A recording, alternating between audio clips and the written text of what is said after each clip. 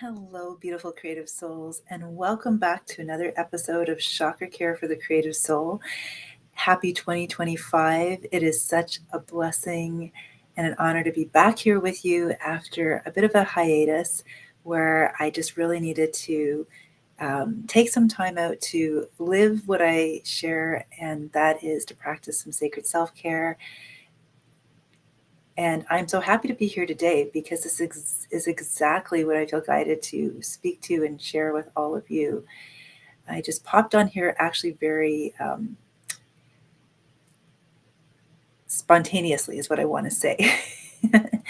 Because I just finished my In Rhythm with Your Soul book club that I've been running now for a while on Sundays at 12 noon Eastern. And what bubbled up through that beautiful community was the whole piece about nourishing and embodying our divine creative light in 2025.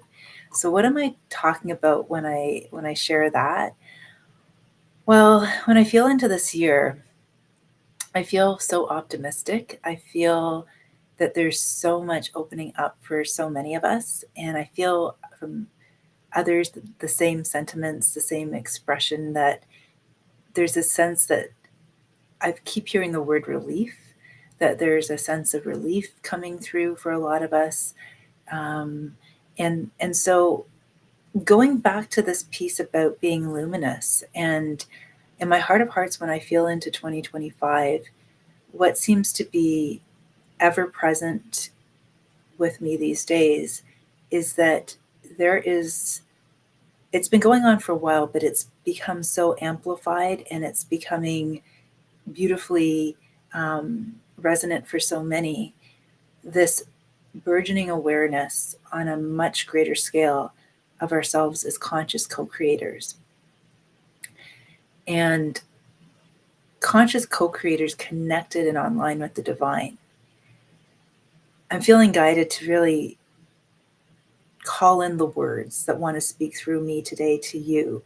So you might notice that my pacing is a little different today. I'm speaking very intuitively, as that's how I feel called to serve today in this community. And by being a divine conscious co-creator, let's just unpack that for a moment, if that sounds, because we can get a bit heady sometimes with tossing around terminology. And I'm not a big fan of terminology, although I know that it can be helpful to anchor in certain felt senses. And so when I talk about being a conscious co-creator, my awareness of it at this point, and again, only take it if it resonates for you, is that, we're in every moment, depending on what thoughts we're thinking, what emotions we're feeling, how we're showing up within ourselves for ourselves to notice it all, we are co-creating and magnetizing to us our experiences. And I know people talk about this in many different forms and ways. Simply put, when we are in each moment of our lives, we have infinite opportunities to practice this, to practice noticing how we are tuning into the moment. I'll give you a specific example to kind of ground this a little bit so you can track with me. The other day when I was driving, and I shared this in the group just before now, when I was driving, I had this experience where I was driving, I was in flow, and then all of a sudden a driver darted out suddenly and nearly hit another car. And in that moment, I was consciously aware of myself noticing the whole experience play out. So I wasn't in denial of any of it. And at the same time, there was this expanded presence in me noticing myself wanting to continue in flow, saying all is well. Fortunately, no one was hit or hurt or anything like that. And it was sort of like a scratch on a record player. There was another aspect of me that wanted to hook into that scratch and wanted to say, oh, those dangerous drivers on the road. There was another part of me that wanted to get angry. There's another part of me that wanted to get scared. It was like these multiple choice points all appearing as almost like a buffet of options that I could choose from. And I knew in the moment, because I had this connection to my body, and I'm going to talk about that in a moment and unpack that a little more too. But I had this connection to my body, and I was not just thinking myself through the moment, I was feeling my way through the moment. I'm not talking even about emotionality here. I'm talking about sensate beingness. And I was in flow and I wanted to continue being in flow. And so I chose the path of flow. I could have also as easily chosen the path of fear, anger, anxiety, and they were also viable options. And I'd chosen them many times before, in all truth. It's just because of the expanded awareness, knowing I had chosen them before and knowing almost like a choose your own adventure novel where each of those was going to lead me, because I had actually a lot more experience choosing those paths. I have had experience choosing the path of flow before, but again, there's sometimes this Velcro and static in me, like there is in a lot of us, that would still, despite, a certain level of awareness, still hook into those.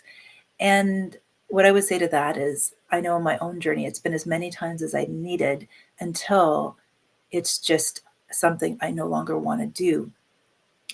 And the reason I share the story in this way is because when all of this was going on, it wasn't about judging those parts of myself as being better than or worse than, or having any kind of peanut gallery in my mind commentary about them. It was just, it was like noticing, like almost like if you were to open out a fan, like noticing all the different options that were there and going, wow, I could go here, there, or there. What guided me to go in the direction that I went in with my choice was this staying connected to a felt sense in my body of feeling the flow, and an awareness that if that felt better, that was the way I was going to go. I know from past experiences where I've chosen other routes and I felt my energy dip down and I felt myself fall into a rabbit hole, that it was good. It was for learning, and it took me time to get back out, and it was actually a light dimmer and an energy drainer. So I share this simple analogy, this simple anecdote with you, because I feel I've been in conversation since during the holidays and the new year, even more so, of other people. I know it's not just me, starting to become aware of this, starting to notice how in every moment we're co-creating, that if we go this way or that way with a certain thought that comes up, or a certain feeling and sensation in the body or emotion that comes up, or a meaning or story we want to make out of something, we can completely change the trajectory of the moment and where it's going to lead us. And that's juicy, exciting if you really kind of embrace that. It's um, it's like almost like the sense I have is, I used to have these flying dreams as a kid where if you're flying and you can kind of, I remember I had the felt sense of like being able to adjust, my bodily position to adjust how I flew in the air. Well, this is kind of our experience now. I mean, you can also compare that to driving a car or to driving. It's how we drive our lives, right? It's how we drive ourselves in our lives. It's how we, I actually like the analogy of dance, how we dance with it all. Do we partner with it, or are we there just to dance on our own with this one, way of dancing? Or are we able to adapt and be fluid and flow and adjust our sails and adjust our dance steps and adjust our rhythm and our tempo and all that stuff? I'm mixing all my metaphors together in the kitchen sink because I know one of them will probably speak to you.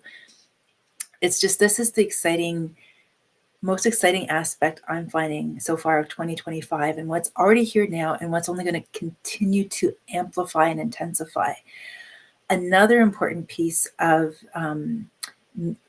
this is what I mentioned was the felt sense I had in my body. And I use that expression even more than ever these days, because there's something called interoception, and a lot more people are talking about it. And I just want to unpack it if it's something that's new for you.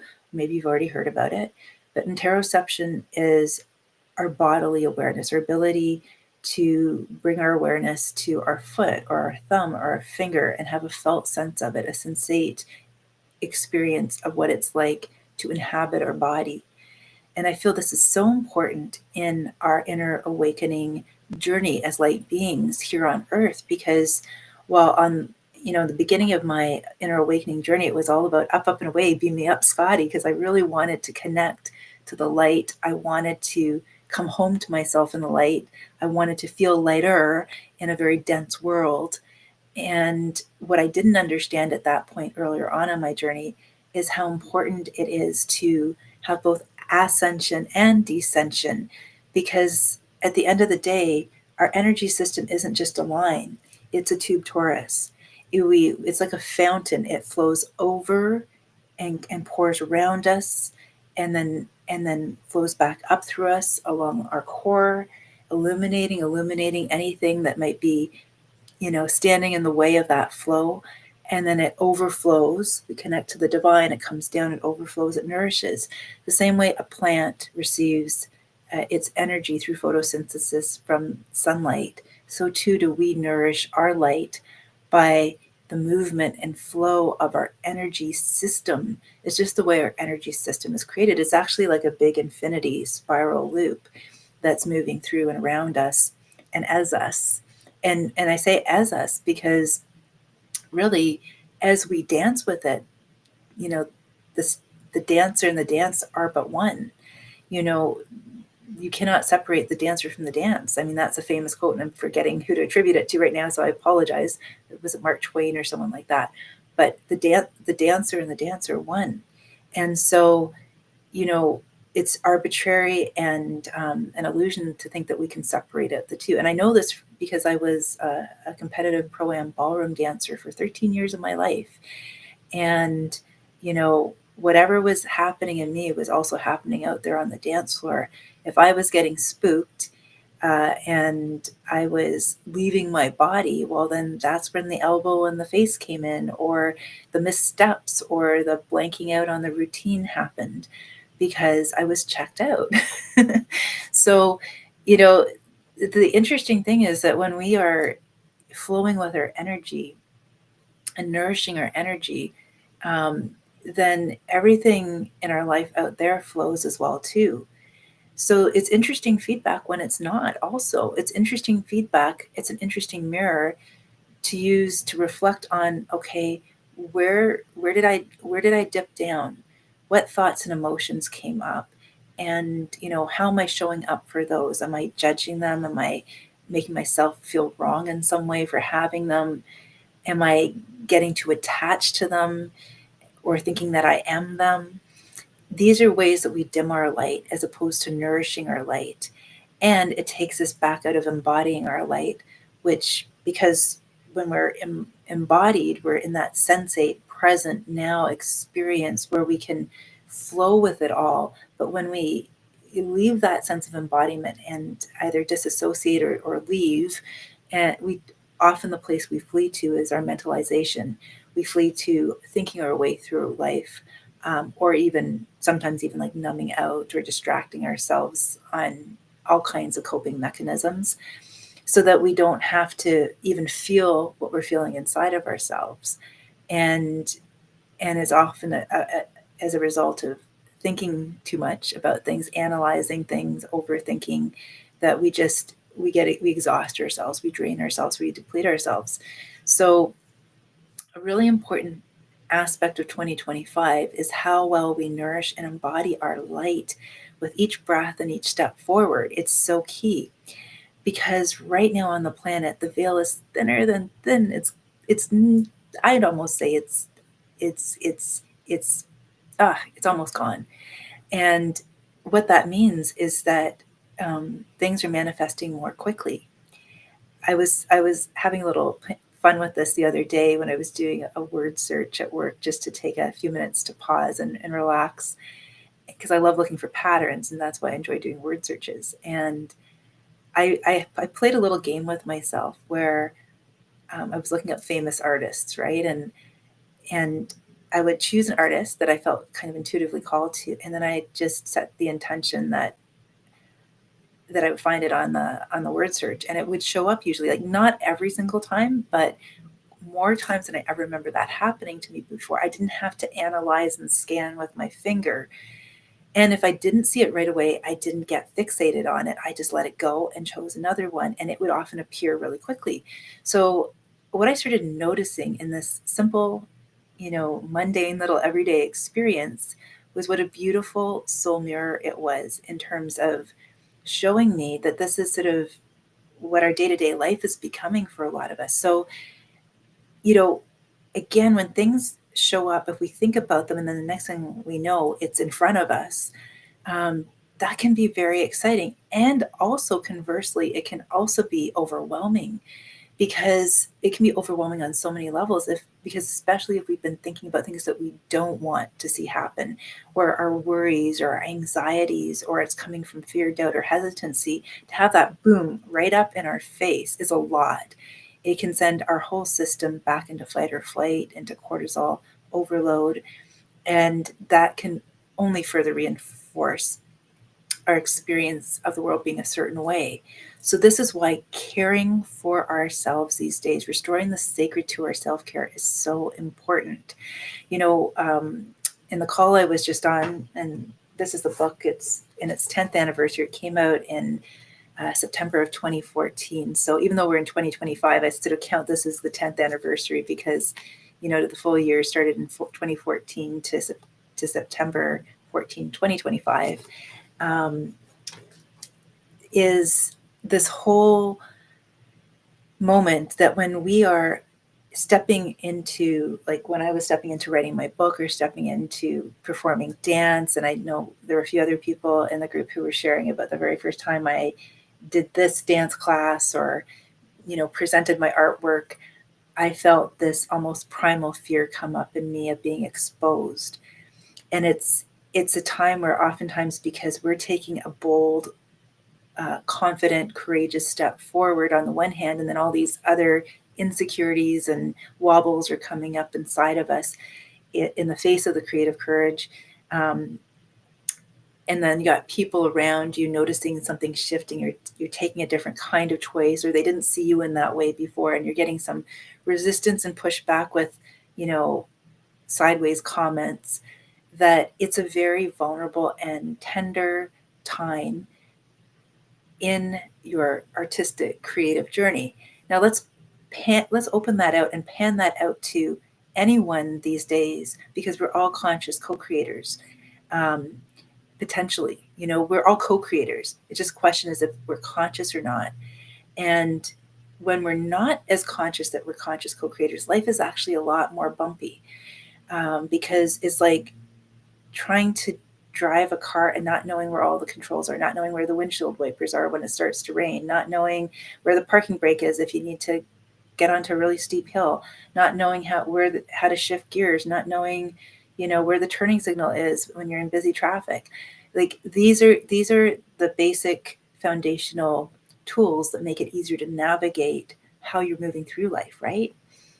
And so as you become more conscious of yourself as a co-creator, and you find ways to nourish your energy and embody your light and care for yourself, especially in a moment where you're awakening to this expanded experience of who you are, it's such a tender time. And it's where you oftentimes, it's so easy to reverse course and turn back because you don't understand what's really going on. And so that's also why I call myself a creative midwife, and I've been spending a lot of time trying to explain what that actually is. I remember I was doing an interview one time, and I was asked a question like, do you birth babies? I'm like, not in that literal sense. I do help people when they're birthing, rebirthing themselves. I do support people who are birthing a new business or a new trajectory in their life. They're going through a transition, and that transition can happen on our inner spiritual awakening journey, can happen as we are, stepping into our true purpose and passion in the world. And so this is why I know from my own experiences how easy it can be to shut down, throw in the towel too soon, And that's often as a result of not nourishing our light and embodying it through practical daily self-care strategies that don't take a long time, but over time begin to shift our awareness of who we are and how we relate to who we are and what's emerging through us, so that we can dance with it, we can flow with it rather than resist it and fight it. And so that is the gift in all of these moments of transition. You know, they're only going to continue to be more of them, and they're only going to perceivably continue to be faster and faster, because in that, what's being called forward in us, as I feel into it and sense into it, is this desire to not only be back in the now moment rather than in the past or future. It's to be in the now moment in a particular way with ourselves, and that particular way is a way that allows us to almost be like, I'm surprised I'm saying this, because this is not normally the way I would express it, but kind of like DJs mixing music, or dancers, improvising steps and calling and responding with their partner. We're partnering out there on the dance floor of life with life itself, the life force energy that is us, that's moving through us as us into the world. And this is why I've known since I was in high school, since I was about 16 years old, that after the scientific revolution, the next one is a creative revolution. So for every seeming challenge out there, and there's a ton of them in the world right now, we just need to turn on the nightly news to see them. There is a creative opportunity, a gift, something spectacular. So when we can learn to become aware of ourselves as creators, co-creators, co-creating not only through our ego minds, but with the divine energy, life force, chi, whatever you want to call it, flowing through us, and, the collective good. When we can be that channel, that vessel that allows that in past the resistance of the ego and pride and all those things, and greed and envy and all that other, junky stuff, that's there to help us to learn and grow. But at a certain point, enough is enough. When we can become aware of ourselves as co-creators in that way, and then not only have that awareness, live from that awareness, and from a place of compassion and non-judgment and openness and curiosity with ourselves, and just have fun, because it is fun. It's fascinating, and it's not about getting it perfect. There's no perfect in that kind of sense. It's just about learning. The flow will teach you how to flow with it. And it's the presence that matters. It's the bringing yourself back to this now moment, so that you can ultimately truly serve moonbeams and rainbows, and anchor them. I don't want to say but, sorry, and anchor them onto earth. See how I caught myself in that moment? That's exactly what I'm talking about. It's not about a critical place of myself. It's not about editing myself in the sense of I did something wrong. It's about, in the flicker of a moment, making a choice that's not a reaction. It's a response to how I felt in my body as I said the word but, and I switched it to end. It's coming from a place of love. It's coming from a place of honoring, a commitment to remain in the flow.